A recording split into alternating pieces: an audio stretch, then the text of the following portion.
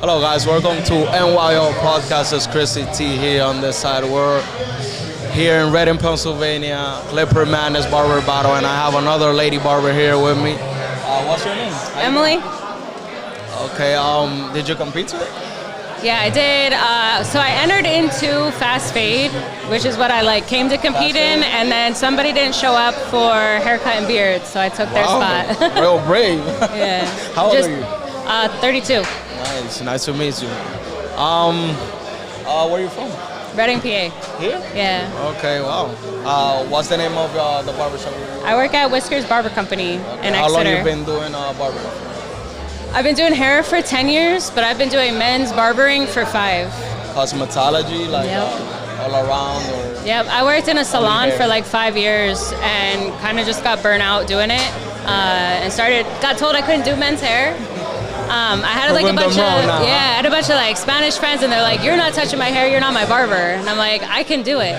So I threw myself into the city, into a shop, and just learned how to cut. How do you prove men wrong?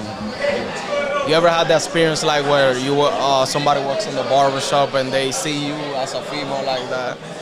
You're gonna cut their hair, and they're like, "Whoa, you're gonna cut my hair." How do you get them confident? I don't.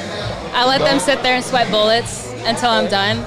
At this point, I have the confidence level of I just let them sweat it out. I usually don't even show them the mirror till it's done, just because they think I can't do it. So I just kind of prove myself wrong. I don't say anything. The guys in the shop understood it, but I don't think they really experienced it till I started working there. And they're like, "I can't believe people will say no to you." I'm like, just because you're a female. And so now the guys in the shop, they'll kind of egg it on. And they're like, "I'll pay for your cut if you don't like it. Sit down with her, she's good." That's what we do too. Yeah, so I just show them. It doesn't matter.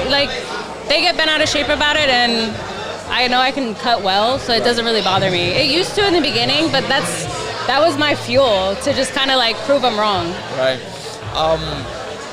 Is it the first time you compete? For this battle? Yeah. Yeah, I competed in the Berks County Barber Expo, and that was the first time I ever did a battle. So this is my second one now. You ever win or no? Not yet. That's coming up, though. The last one I did walk-in, and I did fast fade. The walk-in, I had a shitty model, which it was what it was. It was a clean haircut, but he just didn't have good hair. And then my model for fast fade couldn't make it. The one I was gonna bring is actually here today to be my model. So you're real brave, because it takes a lot of courage, and having the right model is so hard for me. I've been competing for probably a year. I'll compete 3 times, and I never have the right model, but I still do it, and I won once, and that's it. So I kind of, I don't want to say retire, but I don't want to keep doing it.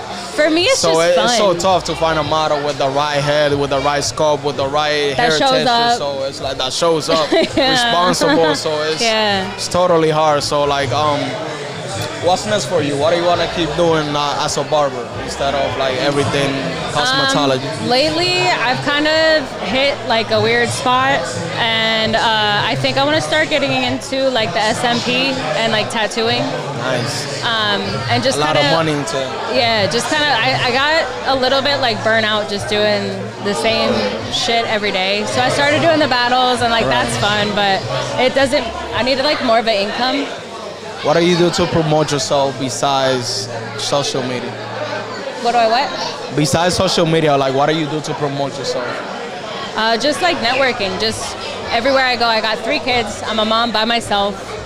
So they got sporting events. My oldest is 14, so her friends. That's your daughter? Yeah, that's my oldest. You guys look like your sisters. Yeah, my son is 2, and then I have a 10-year-old also. So between just everything I do with everybody and them, and you just end up networking. I go to the local carnivals and the events and hand my cards out, leave them everywhere, just word of mouth. I tell all my clients, you bring me somebody, I'll give you a free cut. Oh, congrats. Yeah, word of mouth. Right, people tell other people. Help you, so. What do you rate your haircuts from 1 through 10? The prices? No, is that what you're talking about? The quality of your haircuts. What about it? The quality of your haircuts, what do you rate it in a scale of 1 through 10? My quality of my haircuts? Like a 9.5. Really? Yeah. I don't do, so I'm like, I tend to lean a little bit on the natural side. Like I do a lot of shear work. I do a lot of like more like natural lineouts. I use enhancements sometimes, but I'm not a big fan of them. A lot of my clientele that I have doesn't like them. So that's kind of like my niche is like more of a natural, clean haircut that has a good grow out. You do like, designs and coloring and stuff like. Yeah, I still do women's hair. I have like a couple clients that I keep in the shop, and I do them, and they're my bread and butter. But Wow. for me, men's hair is fun, and it was challenging because I'm a cosmetologist. I don't have a barber license. I have a cosmetology license. So I didn't really. We learned men's haircuts for like 2 days in school, and that was it.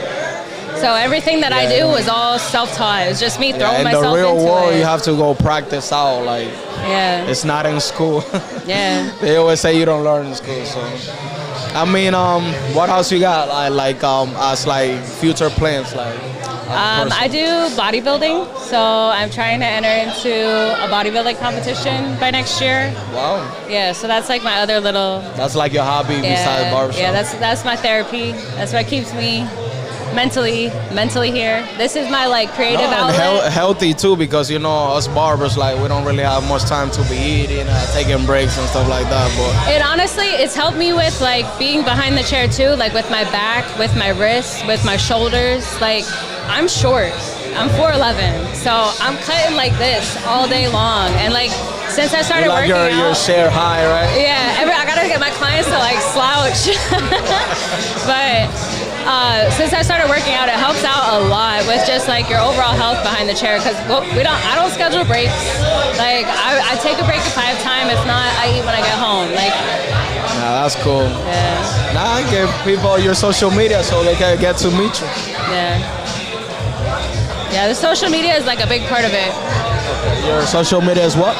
A big part of it. Like I feel like the barbering industry is like so much of it revolves around social media. Like. You have a following, you're raising your haircut prices. And like, that's my like, ick with the industry. I don't know how else to explain it, but I feel like you have to put in the work. Like you can charge what you want to charge all day, but your haircuts show your value. So. What's your IG so that they go? My IG, it's Emily_Yvonne. Okay. Yeah. We're gonna check your work. You said a 9.5, so we gotta make sure that's true. Thanks for your time. Thank you.